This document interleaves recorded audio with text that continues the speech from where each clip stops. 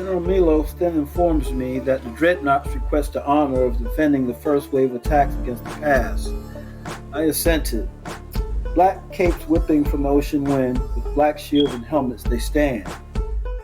Josiah, using a looking glass, comments that Xerxes commanded that a piece be moved on the board. Soon a distinct group of men separate themselves from the Persian ocean of humanity.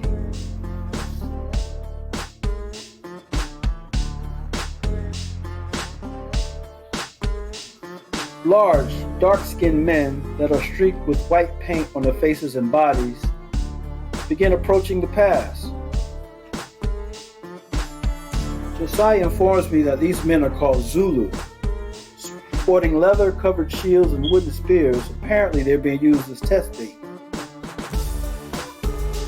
They stop 20 yards from the 90 highly packed spear points waiting for them, and to my surprise, they begin to chant loudly and make threatening gestures. Until Xerxes is seen standing and screaming, then Persian men with whips begin attacking the Zulu. As the swell builds behind them, the Zulu in the front are being pushed up to the spears against their wills, or falling down only to be trampled to death.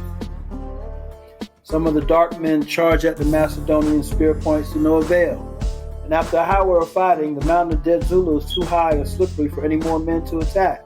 The blood mixing with the ocean water and mud makes a quicksand which begins trapping men, waist deep as the tide begins to come in, which attracts predators from the ocean depths. Suddenly a large wave crashed, covering most of the dark warriors. Shark fins appeared as the Zulu began to scream and disappear, only to return above the water in the jaws or tentacles of some strange beast before disappearing again for good. And the few Zulu that escaped the high tide, spear points, and sharks are seen running back toward the Persian camp, only to be cut down by Xerxes' archers. I laugh heartily with Demophilius, while Xerxes looks at me with his assistant's looking glass.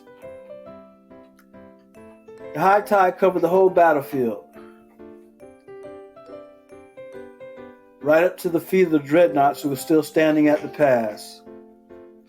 And just as quickly the tide left, sucking all the dead, wounded men, sharks, and whatever else out to sea,